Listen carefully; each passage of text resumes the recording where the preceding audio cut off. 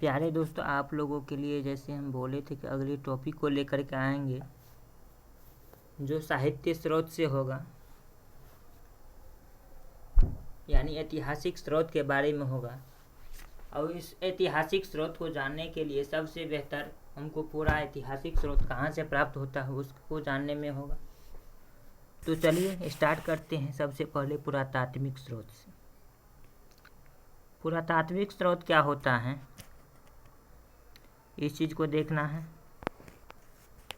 तो पुरातात्विक स्रोत जो होता है, इस पुरातात्विक स्रोत को जानेंगे। किसी देश अथवा स्थान के इतिहास को जानने के लिए तथा उसके विश्लेषण में पुरातात्विक साक्ष्यों और स्रोतों का महत्वपूर्ण योगदान होता है। यानी अगर हम मान के चलो कि किसी स्थल के बारे में जानना चाहते हैं तो वहाँ से हमको क्या क्या प्राप्त हुआ है ये जानना बेहद ज़रूरी है। और ये जानेंगे, इसके बाद ही वहाँ के बारे में कुछ हम लिख सकते हैं, कुछ पढ़ सकते हैं, कुछ जान सकते हैं। तो पुरातात्विक स्रोत जो होता है वो सबसे महत्वपूर्ण कार्य करता है किसी भी स्थल के बारे में जानने के लिए। तो पुरातात्विक स्रोत में क्या सब काउंट होता है? तो अभिलेख, सिक्का, स्मारक, भवन और बर्तन, ये सब क्या होता है, पृथ्वी के सतह पर या पृथ्वी की सतह से अंदर से जो साक्ष्य मिलते हैं उसको पुरातात्विक स्रोत में गिना जाएगा और उस पुरातात्विक स्रोत में उसे काउंट किया जाएगा। अधिकांश पुरातात्विक स्रोत जो होता है वह टीला की खुदाई करने से प्राप्त होता है। आखिरकार ये टीला क्या होता है? तो टीला धरती के सतह के उस उभरे हुए भाग को कहते हैं जिसके नीचे पुरानी बस्तियों के अवशेष विद्यमान होते हैं। ये कई प्रकार के हो सकते हैं। कितने प्रकार के हो सकते हैं? तो कई प्रकार के हो सकते हैं। जैसे आप देख रहे हैं, एकल संस्कृति भी हो सकता है, मुख्य संस्कृति भी हो सकता है और बहु संस्कृति भी हो सकता है। इस चीज़ को समझना है। इसके बाद देखेंगे प्राचीन टीलों या स्मारकों का उत्खनन कर वहाँ से प्राप्त वस्तुओं व कलाकृतियों के आधार पर क्रमिक ऐतिहासिक विश्लेषण करना पुरातत्व विज्ञान या आर्कियोलॉजी कहलाता है। यानी मान के चलो कि हम जिस स्थान पर हैं, यहाँ 100-200 वर्षों के बाद अगर खुदाई करने पर यहाँ से मान के चलो कि कोई अवशेष मिला, कोई बर्तन मिला, उस पर चित्र बना हुआ है, तो बर्तन मिला और उस वस्तु को देखकर, उस कलाकृति को देखकर उसका कुछ विश्लेषण करे ऐतिहासिक, तो कौन से डिपार्टमेंट करेगा? तो आर्कियोलॉजिकल डिपार्टमेंट, यानी पुरातत्व विज्ञान उसकी व्याख्या करेगा कि कितने साल पुरानी है, क्या है, नहीं है, इस पर चर्चा करेगा। फिर आगे देखेंगे, जैसे हम बताए थे कि आगे देखेंगे आखिर ये तो प्राप्त होता है, लेकिन ये कैसे अनुमान होगा कि ये कोई भी वस्तु जो हमको प्राप्त हुआ वो कितने साल पुराना है या कितने वर्ष पुराना है। तो रेडियो कार्बन डेटिंग एक ऐसी विधि है जिसके द्वारा यह पता लगाया जा सकता है कि किस काल से संबंधित है। रेडियो कार्बन भी कहते हैं उसको, या C14 भी कहते हैं, या कार्बन 14 भी कहते हैं, उसी का सब नाम है। कार्बन का रेडियो धर्मी एक्टिव समस्थानिक कोष्ठ में आइसोटोप होता है। ये क्या करता है? सजीव वस्तुओं में विद्यमान होता है, जिसका सैंपल लेकर के C14 की सहायता से किसी भी वस्तु का एज यानी कि आयु ज्ञात किया जा सकता है। किसके द्वारा? तो C14 की विधि की सहायता से, विधि के द्वारा। इसके बाद देखेंगे अभिलेख क्या होता है, यानी ये भी एक पुरातात्विक साक्ष्य होता है। तो अभिलेख सिक्कों से अत्यधिक महत्वपूर्ण होता है। सिक्का भी जैसे अंदर की खुदाई से हमको क्या प्राप्त हुआ? सिक्का प्राप्त हुआ। तो ये इसको सिक्का का जो अध्ययन क्या कहलाता है उसको पहले समझ लेना चाहिए था, लेकिन हम थोड़ा आगे बढ़ गए। सिक्का का अध्ययन क्या कहलाता है? मुद्रा शास्त्र। क्या कहलाता है? मुद्रा शास्त्र। सिक्कों का अध्ययन क्या कहलाता है? मुद्रा शास्त्र कहलाता है। मुद्रा की बनावट और उनमें प्रयुक्त होने वाली मात्रा के आधार पर ऐतिहासिक घटनाओं पर प्रकाश डालने का अधिक चर्चा करें तो प्राचीन काल में अधिकांश मुहरे धातु से बनाई गई, जिन सिक्कों और मुद्राओं का कोई लेख नहीं होता है, केवल आकृति विद्यमान होती है, उनमें कई प्रकार के होते हैं। पंचमार्क या आहत सिक्के कहलाते हैं। क्या कहलाते हैं? पंचमार्क या आहत। पंचमार्क या आहत सिक्के कहलाती है। इस चीज़ को समझना है। और देखें इनमें बहुत सारी चीज़ काउंट होता है, उसको देखेंगे बारी बारी से। जब हम काल बाय काल पढ़ेंगे, जैसे मौर्योत्तर काल, गुप्त काल, इस सब में देखेंगे तो पढ़ेंगे किस काल में कैसे सिक्के विद्यमान थी।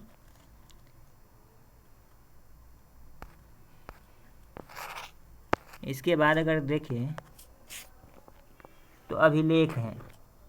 क्या है? अभिलेख। तो अभिलेख में क्या होता है? सिक्कों से यह अत्यधिक महत्वपूर्ण होता है। इसका अध्ययन क्या कहलाता है? तो पुरालेखा शास्त्र।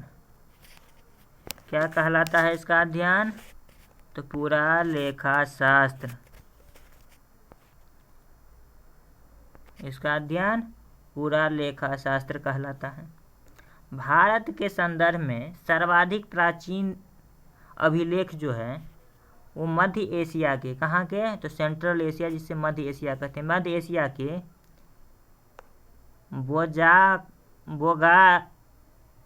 बोगाजकोई, क्या है? बोगाजकोई से प्राप्त हुआ है। इस पर इंद्र, क्या है?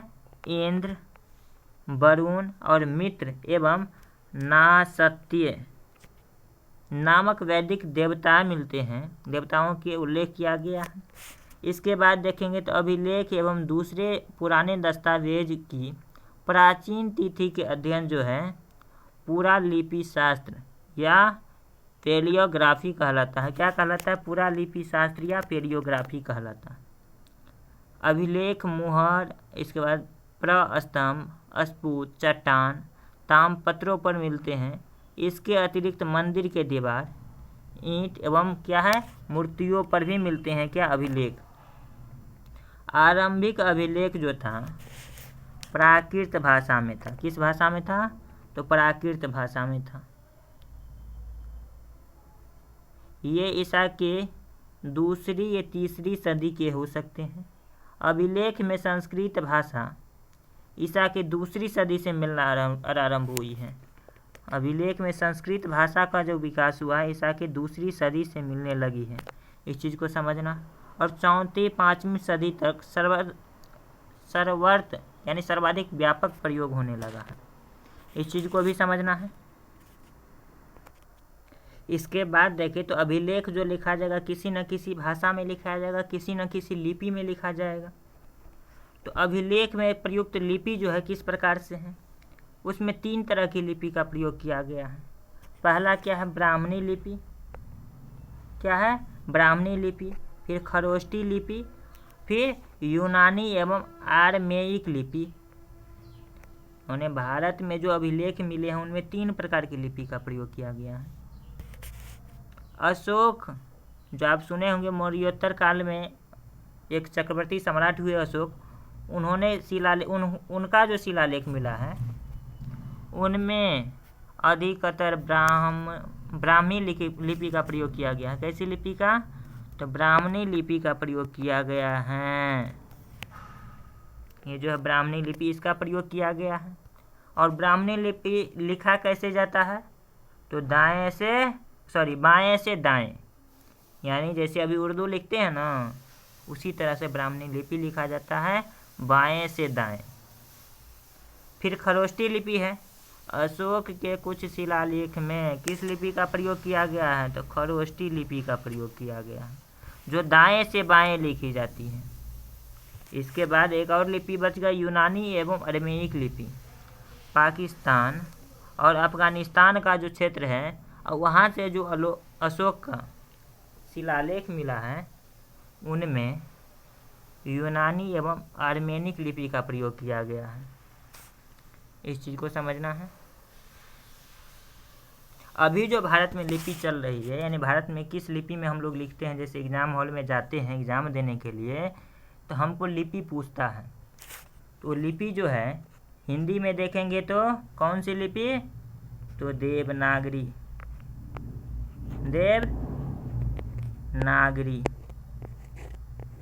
लिपि। और इंग्लिश में देखेंगे तो रोमन।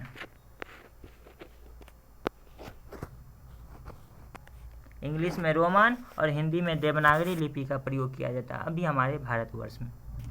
इसके बाद आगे बढ़ते हैं, देखेंगे कि प्रमुख अभिलेख एवं उसके शासक जो हैं किस प्रकार हैं, कैसे हैं, इस पर चर्चा करेंगे। तो आप 1 नंबर में देख रहे हैं हाथी गुफा अभिलेख। इस अभिलेख को किसने गढ़वाया था, तो कलिंग नरेश खारवेल के द्वारा इस अभिलेख का निर्माण करवाया गया है। किसके द्वारा, तो कलिंग नरेश खारवेल के द्वारा इस अभिलेख का निर्माण करवाया गया है। इसके बाद दूसरा अभिलेख है ऐहोल अभिलेख, जिसको पुलकेशिन द्वितीय के द्वारा निर्माण करवाया गया है। इसके बाद तीसरा अभिलेख है नासिक अभिलेख, जो गौतमी बलश्री के द्वारा अभिलेख करवाया गया। ये सब क्या है, शासक हैं। इसके बाद चौथा अभिलेख है जूनागढ़ अभिलेख, जिसको रुद्रदामन के द्वारा निर्मित करवाया गया है। तीसरा है प्रयाग स्तंभ अभिलेख, जिसको समुद्रगुप्त के काल में बनाया गया है।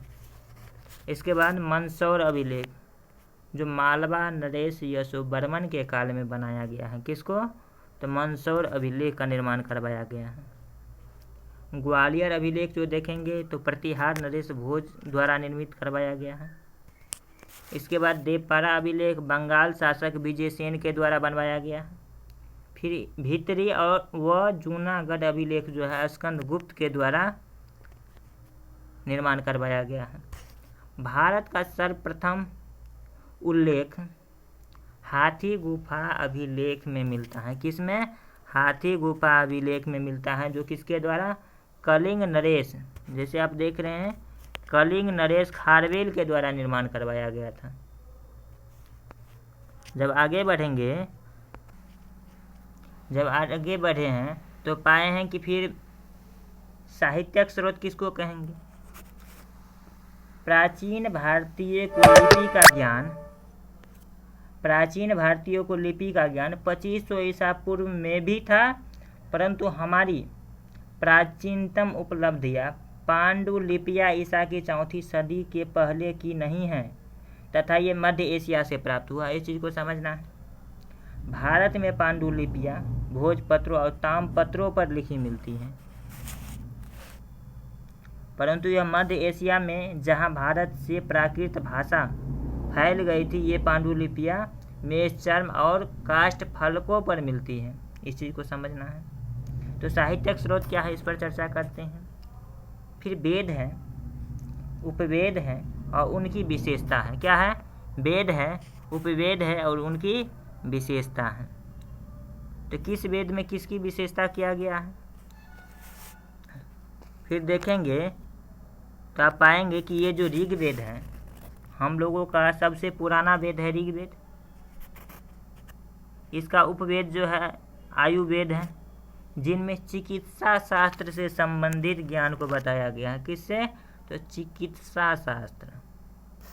इसके बाद दूसरा वेद है यजुर्वेद, जिसका उपवेद है धनुर्वेद, और युद्ध कला से संबंधित ज्ञान इसमें दिया गया है।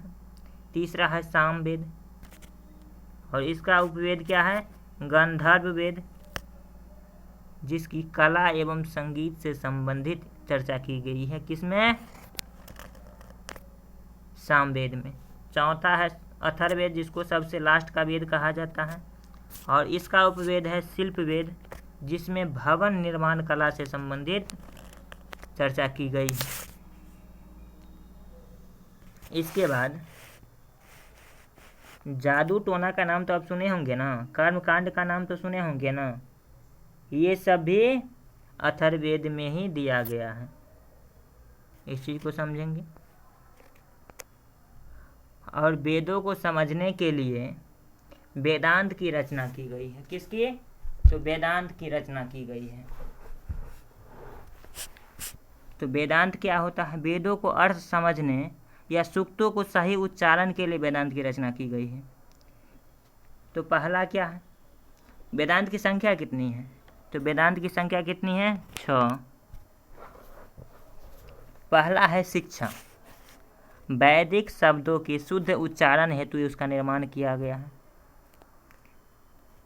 किसके लिए? तो वैदिक शब्द का जो शुद्ध उच्चारण होता है, इसके लिए शिक्षा वेदांत का निर्माण किया गया है। इसके बाद कल्प जो है, कर्मकांडों को संपन्न कराने हेतु विधि का नियम इसमें बताया गया है। इसके बाद व्याकरण, इनमें नामों एवं धातुओं की रचना, उपसर्ग, प्रत्यय के प्रयोग हेतु नियम बताए गए हैं। किसमें? तो व्याकरण में। इसके बाद है निरुक्त वेदांत, इसमें शब्दों की व्युत्पत्ति हेतु नियम। यह भाषा शास्त्र का प्रथम ग्रंथ है। किसके लिए? तो भाषा शास्त्र का क्या है? प्रथम ग्रंथ है। यास्क ने निरुक्त की रचना की है, यानी निरुक्त की रचना किसने की है? यास्क। इसके बाद छंद है। वैदिक साहित्यों में गायत्री, त्रिसुप्त, जगती, बृहति का प्रयोग किया गया है। किसमें? तो छंद में। छंद में किसका? इसका प्रयोग किया गया है। इसके बाद देखेंगे तो ज्योतिष, इनमें ज्योतिष शास्त्र के विकास को दिखाया गया है। किसके विकास को? तो ज्योतिष शास्त्र के विकास को दिखाया गया है। और इसके प्रसिद्ध आचार्य कौन थे? तो लगध मुनि। इस चीज़ को समझना है। इसके बाद जो है विदेशी यात्री के विवरण को देखेंगे। तो यूनानी लेखकों ने 326 ईसा पूर्व में भारत पर आक्रमण करने वाले सिकंदर के समकालीन, कौन? सिकंदर के समकालीन सेंट्रोकोटस के नाम का उल्लेख किया गया है। यूनानी विवरणों में सेंट्रोकोटस और चंद्रगुप्त मौर्य, जिनके राज्यारोहण की तिथि 322 ईस्वी निर्धारित की गई है। कब? तो 322 ईस्वी नहीं, ईसा पूर्व। यह एक ही व्यक्ति थे। यह पहचान प्राचीन भारत के तिथि क्रम के लिए सदृश आधारशिला बना। इसके बाद देखेंगे चंद्रगुप्त मौर्य के नाम सुने होंगे। तो चंद्रगुप्त मौर्य के दरबार में एक राजदूत बन करके आया था। कहाँ से? तो यूनान से। कौन? तो मेगास्थनीज, जिन्होंने इंडिका नामक पुस्तक की चर्चा की गई है। इनमें अनेक प्रख्यात लेखक की रचनाएं हैं। इसके बाद देखेंगे तो हेरोडोटस को इतिहास का पिता यानी फादर ऑफ हिस्ट्री कहा जाता है। इन्होंने हिस्टोरिया नामक पुस्तक लिखी है। हेरोडोटस ने कौन सा पुस्तक लिखी है? तो हिस्टोरिया, और उसे इतिहास का पिता कहे जाते हैं। इसके बाद देखेंगे तो यूनानी भाषा में लिखी गई पेरिप्लस ऑफ द एरिथ्रियन सी और टॉलमी के जियोग्राफी नामक पुस्तकों में प्राचीन भूगोल और वाणिज्य के अध्ययन के लिए पर्याप्त महत्वपूर्ण सामग्री मिलता है। इसके बाद देखेंगे तो पेरिप्लस ऑफ द एरिथ्रियन सी, ये क्या है? पुस्तक का नाम है। कब? तो 80 ईस्वी से 115 ईस्वी के मध्य किसी अज्ञात लेखक ने लिखी है, जिनमें लाल सागर, फारस की खाड़ी और हिंद महासागर में होने वाले कौन कौन सी जगह बोले हैं? तो लाल सागर। कौन सा? लाल सागर।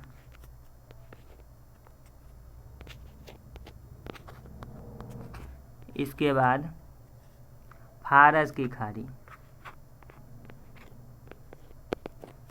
फारस की खाड़ी और हिंद महासागर में। हिंद महासागर।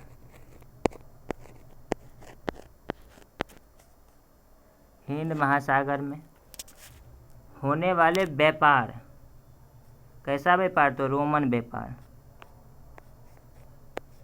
रोमन व्यापार पार की चर्चा की गई है। किस में? तो पेरिप्लस ऑफ द एरिथ्रियन सी में। इस चीज़ को समझना है। इसके बाद देखेंगे,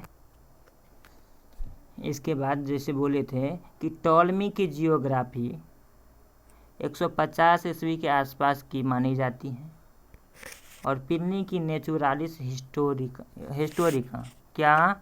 तो नेचुरालिस हिस्टोरिका जो है और जियोग्राफी जो है 150 ईस्वी के आसपास की मानी जाती हैं। ईस्वी नहीं साहब की मानी जाती हैं। यह लैटिन भाषा में है। कौन सी भाषा में है? तो लैटिन भाषा में।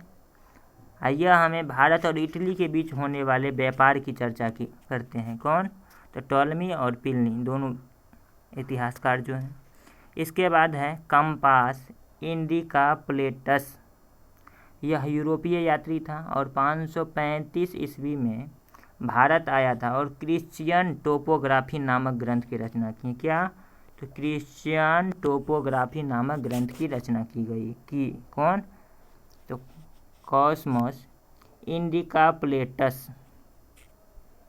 इसके बाद ये जो है भारत और श्रीलंका के बीच में व्यापार की चर्चा करता है। कौन? तो ये ग्रंथ क्रिश्चियन टोपोग्राफी। इसके बाद सुलेमान है। सुलेमान जो है यह ईरानी यात्री थे और इन्होंने पाल व प्रतिहार के शासक जब शासन कर रहे थे भारत के ऊपर, तो उसके विषय में वर्णन लिखा है, यानी उसी के काल में आया होगा। इसके बाद है अल मसूदी।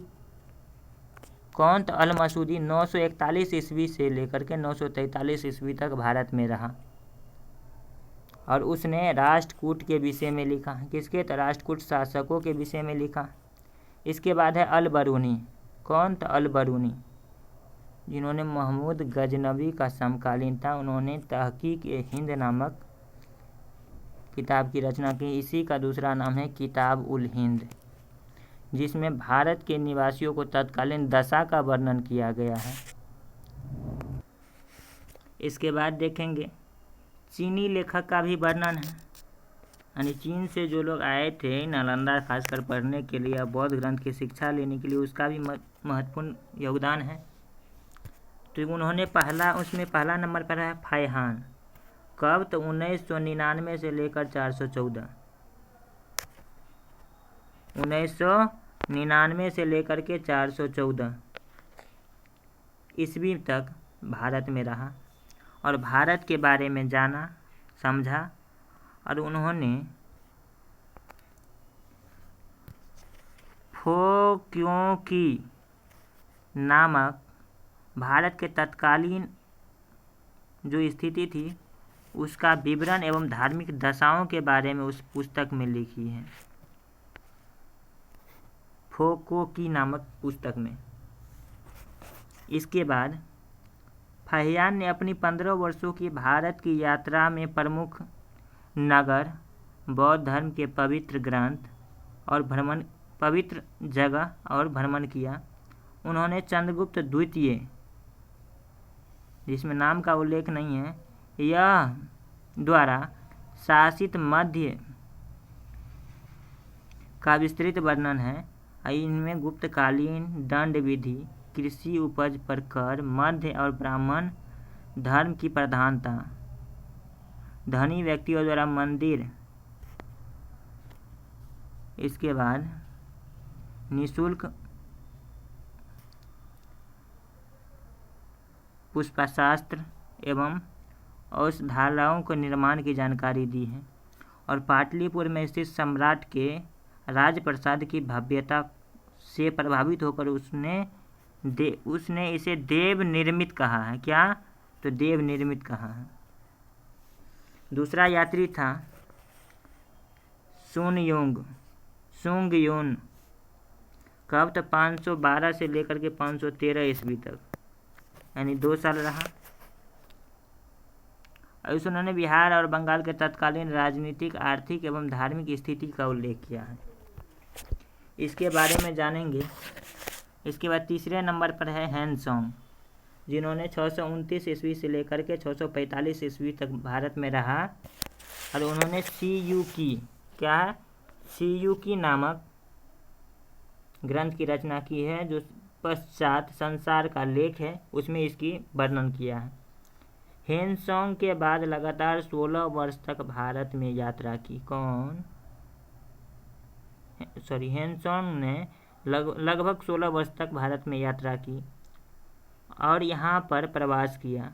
उन्होंने यहाँ पर कितने वर्ष तक? तो 16 वर्ष यहाँ तक प्रवास किया और प्रसिद्ध नालंदा विश्वविद्यालय में अध्ययन किया। कहाँ पर? तो नालंदा विश्वविद्यालय में अध्ययन किया।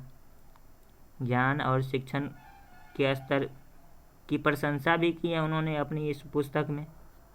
इसके बाद सम्राट हर्षवर्धन की शासनकाल का भी वर्णन किया है।